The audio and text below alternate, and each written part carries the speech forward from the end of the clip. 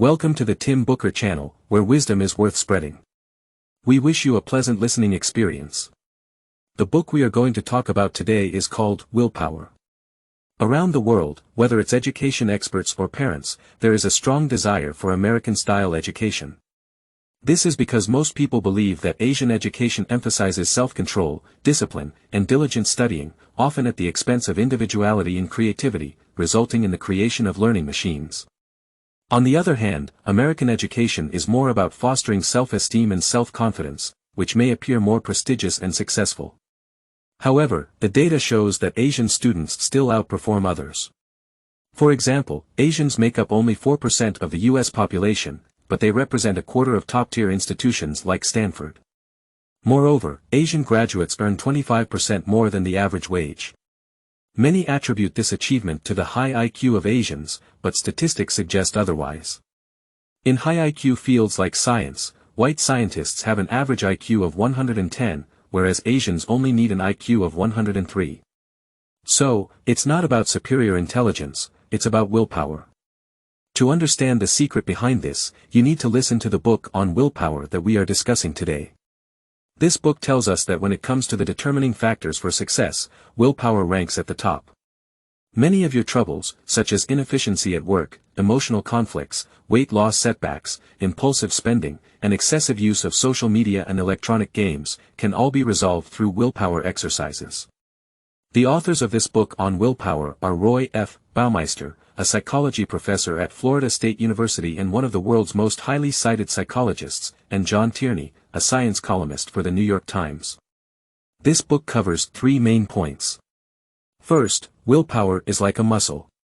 It consumes energy when used, and overusing it can lead to fatigue. Second, willpower is not merely a psychological mechanism but a physiological one. Replenishing glucose can enhance willpower. Third, you can improve willpower by setting reasonable goals, developing good habits, and practicing self-control. Now, let's discuss each point one by one. First, let's look at the first point. Willpower is like a muscle. Using it consumes energy, and overusing it can lead to fatigue. Many people enjoy reading inspirational books to learn how successful individuals achieve their goals and find insights that can inspire themselves. This is why we like motivational books. However, after reading many of these books, you may notice that each book highlights different qualities required for success in the lives of the featured celebrities. So, what are the essential qualities that successful individuals must possess? This book on willpower, using a scientific approach, tells us that the qualities discussed in celebrity biographies may not be the actual reasons for their success. To determine the most critical qualities for success, it's not about reading celebrity biographies but conducting large-scale statistical studies. You list all potentially useful qualities, test them on a significant number of people, see which qualities each person possesses, and then see who among them is successful in life. With this data, you can determine the qualities that are likely to contribute to success. Let's take students as an example. In a study, over 30 qualities were analyzed concerning university students, and it was found that the majority of these qualities had little impact on academic performance. For instance, some students are extroverted, while others are introverted, some are humorous, and others are serious.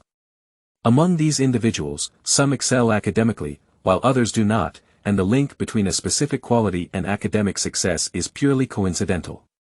The only quality that significantly affects academic performance is self-control, or willpower. Being able to attend classes, complete assignments, study more and watch less TV depends on willpower, and this is the secret to academic success. This statistical evidence suggests that when predicting a student's university performance, looking at willpower is more reliable than looking at IQ or admission scores. This applies not only to university students but also to the professional world. Individuals with strong self-control are more appreciated. They not only perform well at work but are also better at managing their emotions, seeing things from others' perspectives, and are less prone to psychological issues like paranoia and depression. Furthermore, this research reveals that regardless of governing factors, whether personal achievement, family happiness, or interpersonal relationships are considered indicators of success, the common denominator is still willpower. Returning to the earlier discussion about Chinese and American education, why are Asian children more successful than their American counterparts? Some experiments have found that Chinese children have stronger self-control from as early as the age of 2. This may be due to cultural or traditional factors, as Chinese parents tend to start teaching children to control their bladder and bowel movements earlier. Despite not excelling in scientific thinking or fully understanding the concept of willpower, Chinese culture is ahead when it comes to practical application of willpower. On the other hand, American education focuses heavily on self-esteem and self-confidence, but high self-esteem does not necessarily lead to high achievements. Excessive self-esteem can even lead to narcissism, which amplifies the weakness of willpower in children. You might be tempted to think, if willpower is so important, can't we all simply push ourselves in our work and daily lives to maximize our willpower and get closer to success? Well, hold on.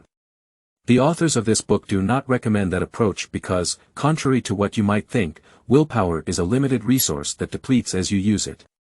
This idea challenges common wisdom since we tend to believe that willpower is a mental attribute with no quantifiable aspect. However, this notion is backed by experimental evidence. The authors conducted an experiment in which a group of hungry students were randomly divided into 3 groups and asked to solve geometric problems. The catch was that these problems had no solution, and the experiment measured how long each student persisted before giving up. In the control group, students worked on the problems directly, and they persisted for an average of 20 minutes each. In the other 2 groups, students were taken to another room before attempting the problems and were presented with freshly baked chocolate chip cookies and some radishes. One group was allowed to eat the cookies while the other group could only eat the radishes. Imagine how it feels to resist the temptation of cookies when you're hungry. It takes significant willpower to choose radishes. The group that resisted the cookies and then attempted the problems only lasted for about 8 minutes on average, significantly less than the control group. This demonstrates that the willpower of the second group was depleted in resisting the cookies. This means that willpower is indeed a limited resource. When it's used up in one area, it's challenging to apply it elsewhere. For example, students who consistently complete their assignments on time often overlook other aspects of self-control, like wearing dirty socks. Similarly, statistics show that Israeli prisoners' parole applications have an approval rate of 35%, and this rate is closely tied to when the judge reviews the application concerning meal times. If a judge reviews the application just after having breakfast or lunch, their approval rate is 65%. However, as time passes and they get closer to their next meal, the approval rate drops significantly, sometimes approaching 0. This is because the judges have depleted their willpower in resisting hunger, leaving them with insufficient willpower to analyze the parole applications thoroughly. As a result, they tend to make safer decisions, rejecting more applications. Making choices also consumes willpower. In one experiment, participants were presented with many gifts, but they could only choose one. The first group of participants was continuously asked whether they wanted a pencil or a candle, and if they chose a candle, they had to decide between 2 types of candles. This process continued with various gift options. After selecting their gift, participants were taken to another room to test their self-control by immersing their hands in icy water to see how long they could endure the cold. The results showed that the participants who made multiple choices endured significantly less time compared to those who had not been subjected to a series of choices. These experiments and examples illustrate that willpower is not a virtue or a state of mind, it is a physiological function, much like a muscle. It consumes energy with every use and can lead to exhaustion when overused. This is the second point. Willpower is not a psychological mechanism, it's a physiological mechanism. Supplementing glucose can enhance willpower. After hearing the first point mentioned above, many friends might find it incredible. If willpower is a physiological function that consumes energy, does that mean we can simply boost our willpower by consuming some food to replenish our energy? You might think it's impossible, but based on scientific research results, you are correct, this is indeed the case. In a scientific study, researchers accidentally discovered that giving subjects a sugary beverage, like juice, would increase their willpower, and it had to be real sugar, as artificial sweeteners had no effect. Based on these findings, researchers inferred that the energy for human willpower is derived from glucose in the blood. Nobel laureate Daniel Kahneman, in his best-selling book, Thinking, Fast and Slow, also adopted this conclusion. The glucose theory has various supporting evidence. For instance, individuals with low blood sugar levels tend to have weaker willpower, making it challenging for them to concentrate and control negative emotions. Furthermore, Finnish scientists were able to predict whether ex-convicts would re-offend with an 80% accuracy solely by measuring their glucose tolerance just before they were released from prison. Researchers also found that providing smoking cessation individuals with sugar pills or glucose supplements sometimes increased their success rates. When combined with other therapies, this approach might be even more effective. In daily life, the stronger the demand for self-control, the more intense the craving for sweet foods. For example, programmers in the internet industry are often referred to as code farmers, which implies hard work and dedication. It's a common phenomenon that many code farmers enjoy drinking soda while working. This might be because intense concentration on coding depletes willpower, and the body craves sugar during such times, as it's the quickest way to replenish energy. The same reasoning might explain why many girls often crave chocolate or sweets during their menstrual periods. Everyone, regardless of gender and whether they have diabetes, experiences times when they lack glucose. This is when we get controlled by frustration and anger, face problems we can't solve, or succumb to strange impulses. At such times, glucose is often insufficient. So, what can we do about it? The simplest solution is to allocate glucose where it's most needed. Prioritize your glucose allocation. For example, if you're on a diet to lose weight, and a crucial business negotiation falls during this period, it's clear that the negotiation is more important than the diet. In such cases, you shouldn't be calorie conscious because your willpower is simply insufficient. In other words, focus on what truly matters. Similarly, if you're a smoker, don't attempt to quit smoking while dieting. If you're sick, allocate glucose to your immune system, and avoid doing activities that drain your willpower, such as driving.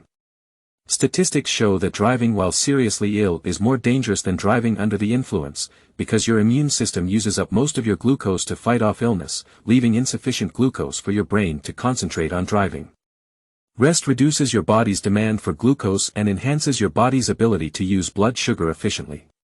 Research indicates that sleep deprivation impairs glucose processing, resulting in an immediate decrease in self-control and an increased risk of developing diabetes in the long term. To maximize your willpower's effectiveness, it's best to use the sleep time with a surplus of willpower flow. The next day, your performance will be better, and you'll find it easier to fall asleep at night. Of course, you shouldn't consume foods with very high glycemic index values, as it can damage your body and even lead to diabetes. To maintain stable self-control, it's better to consume foods with low glycemic index values, such as most vegetables, nuts, fresh fruits, cheese, fish, meat, and olive oil. These low glycemic index foods release blood sugar slowly, providing a steady source of energy, which is conducive to enhancing willpower. In this light, when someone lacks willpower, it doesn't necessarily reflect their character. Their weak willpower might be due to insufficient glucose levels in their body. However, this doesn't mean willpower is entirely beyond our control. In fact, we can find ways to manage this resource rationally, even increase its capacity, much like how you would strengthen a muscle through exercise. So, how can we improve our personal willpower? The third point in this book suggests that we can enhance willpower through setting reasonable goals, developing good habits, and self-monitoring. Firstly, establish a goal. This goal should be neither too close nor too distant. Goals that are too easy to achieve won't help you exercise your willpower. There needs to be a sense of distance. However, it's important to note that your goal should be clear and singular. Don't set too many goals.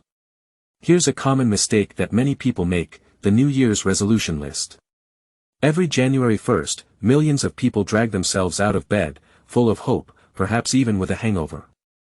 They resolve to eat less, exercise more, spend less money, work harder, keep their homes cleaner, and have more time for dating. Oh my, how is that possible, unless there's a miracle? Usually, within a month, these individuals feel too embarrassed to look at those lists, as they haven't achieved any of the goals. It's not their willpower to blame but rather the list itself, because it contains too many items, and no one has enough willpower to accomplish them all.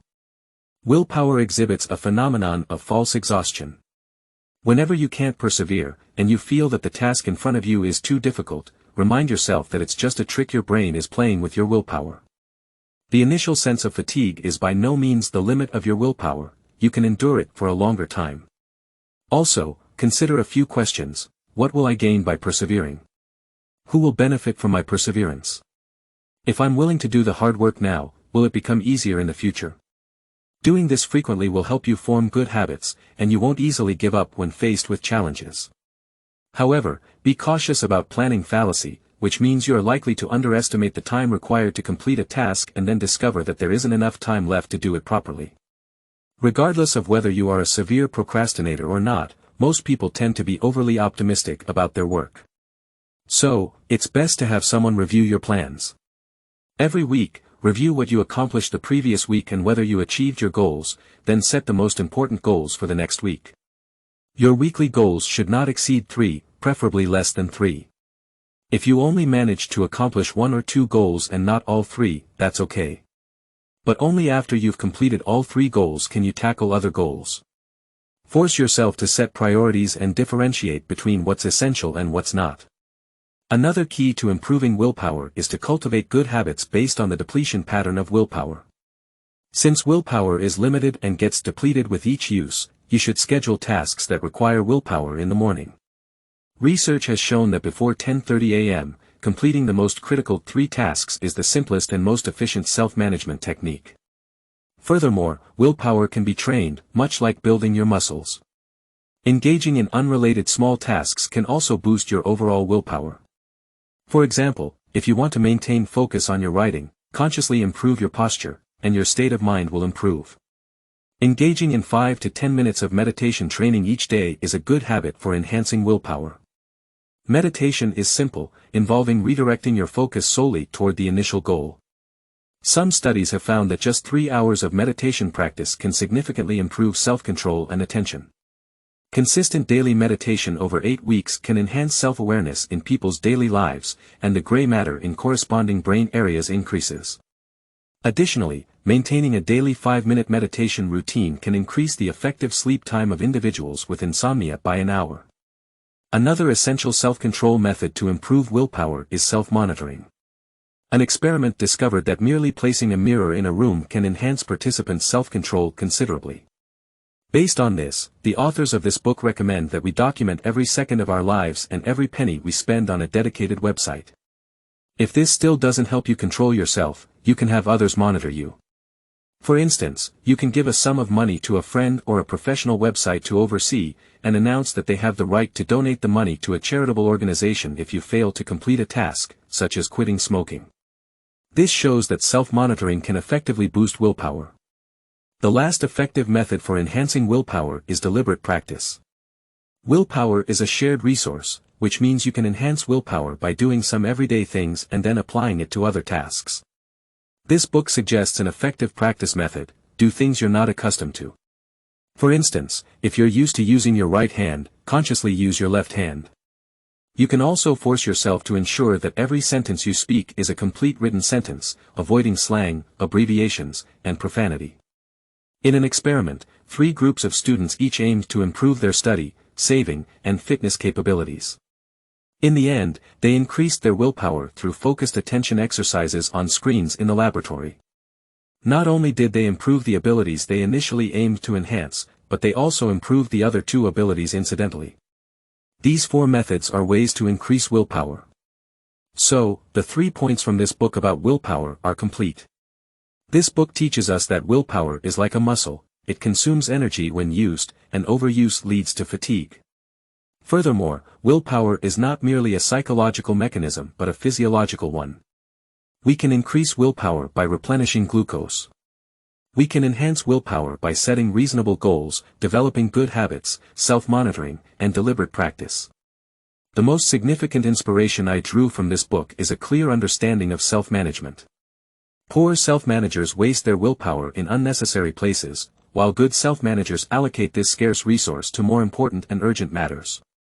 From a scientific perspective, the concept of willpower has helped me understand why self-help literature and inspirational stories about determination might not be effective. Because willpower is a physiological mechanism, it cannot be improved through psychological suggestions and motivational stories. Congratulations, you've completed another book. Thank you for your support and attention. Please subscribe to the Tim Booker channel. Like and share it with your family and friends. Wisdom is worth spreading. helping us create a brighter future. Thank you, and goodbye.